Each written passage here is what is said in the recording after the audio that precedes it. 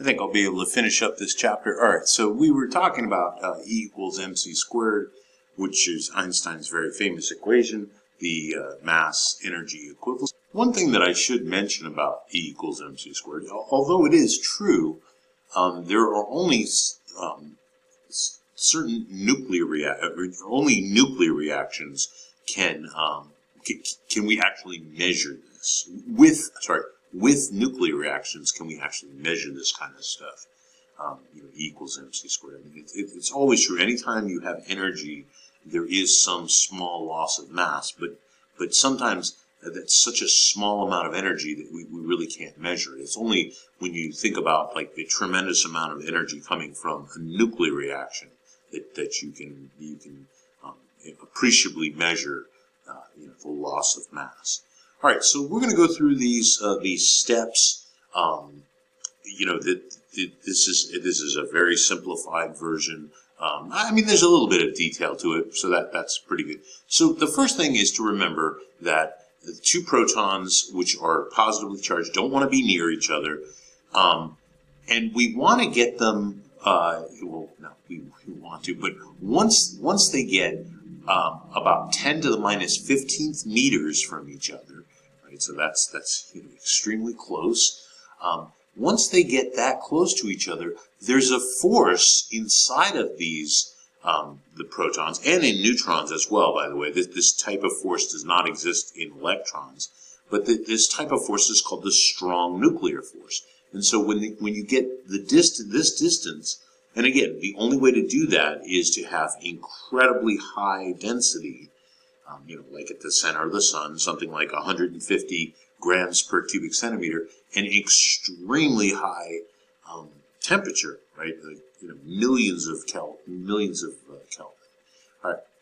So anyhow, you get these things close enough, and they will undergo a nuclear reaction. That is, the binding. They will bind together, and they bind together in the first step is you get what's called a deuteron. So it's basically a proton and a neutron, and then out from that comes what's called a positron, which is just an electron that happens to be positive, and then another particle, which by the way is a subatomic particle called a neutrino. It's a neutral particle. It doesn't have any charge. It does have a tiny amount of mass, and it travels almost at the speed of light. What's weird about these particles is they don't really interact with matter very much. We can detect them, but it's a rather difficult thing to do. Although we've certainly gotten better at that over the years. So remember, this is an incredible temperature, incredible.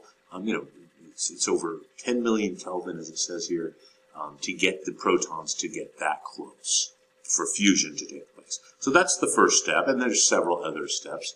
So the two protons become a deuteron and a positron and a neutrino. Let's see. So then there's another reaction that takes place. Let's see. So here's this is the first step. It's a three-step process. Then once you have that, then the protons and the deuterons will actually form helium-3, which is an unstable form of helium, and then you get two of these. So ultimately, you want two of these helium-3 subatomic or atomic particles to crash together, and then that's the last step. And out comes helium-4, two protons, and energy. Right. So this is just kind of showing you this kind of thing. Okay. So this is the ultimate. This is the basic thing. So you have the deuteron. It encounters another proton, produces what's called helium-3, and there's some energy that comes off of that reaction, and then two helium-3s come together to form the stable, that this is the kind of helium that you normally find, helium-4, plus 2 protons, right? And then energy, right? So the energy, and plus a neutrino, plus, the neutrinos were happening several steps. Let's see, that was back when we were forming the deuterons, right? Right. So, so ultimately, this is what happens. You have these 4 hydrogens that they don't come together at once, but they come together. They're going to form the deuteron. The deuteron and another proton will form helium-3. Then the helium-3s, a couple of helium-3s get together, and ultimately you get helium-4, energy, and two neutrinos. Right. So the energy is in the form of gamma rays right at the core of the sun.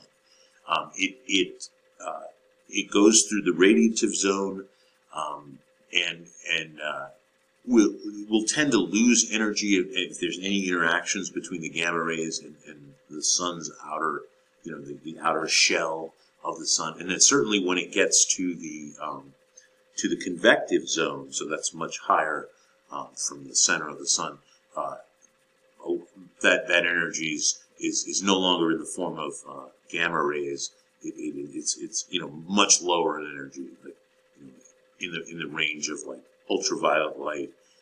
There might still be some X-rays, but predominantly you'll have ultraviolet and visible light, and of course infrared as well produced, and microwaves. I mean, you're getting, you get some of each, but mostly the sun is, what comes off the photosphere of the sun, of course, is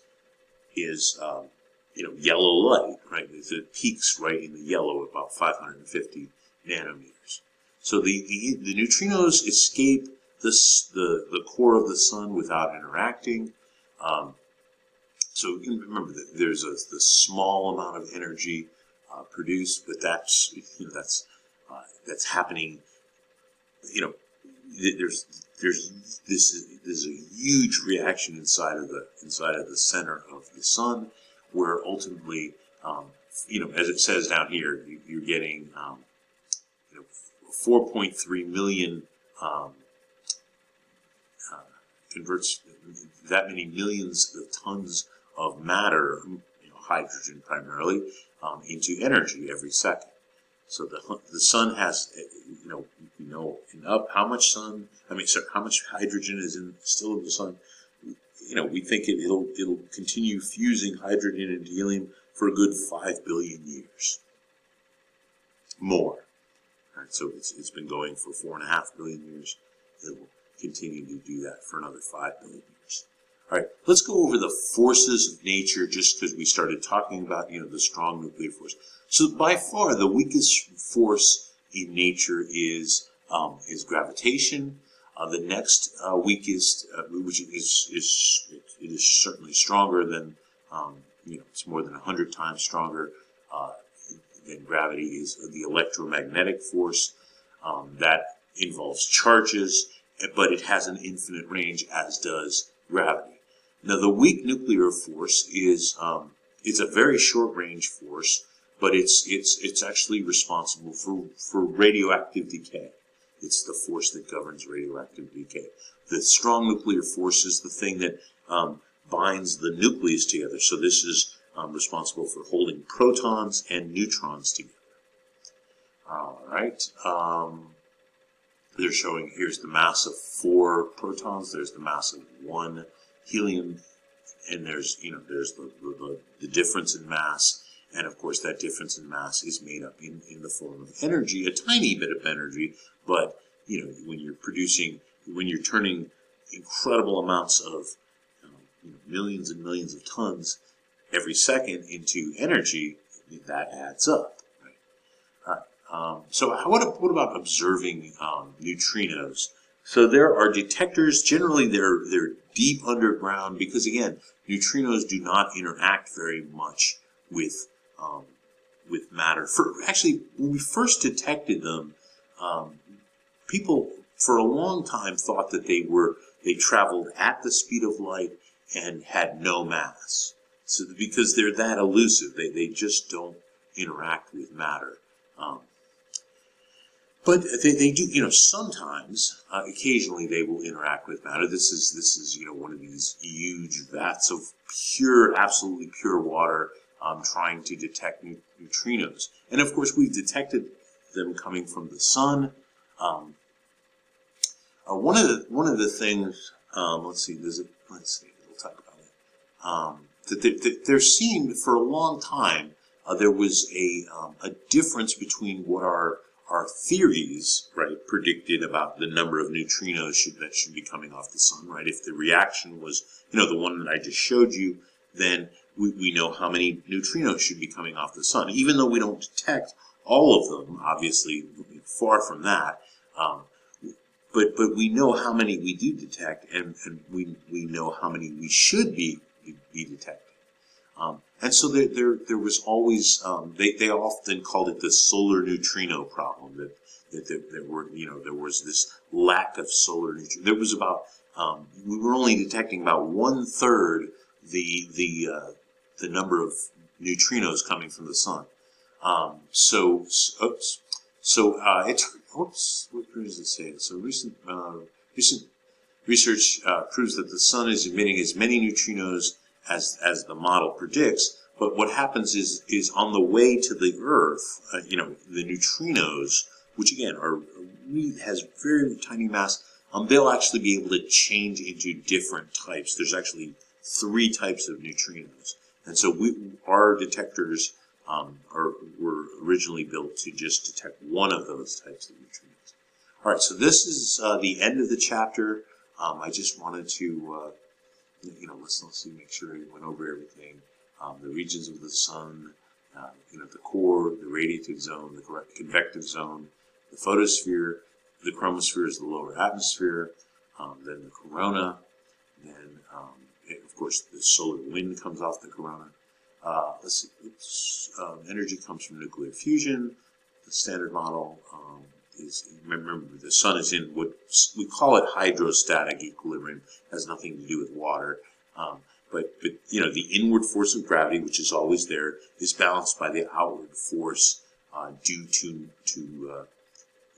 nuclear fusion, right? The hydrogen turning into helium. Let's see, solar oscillations.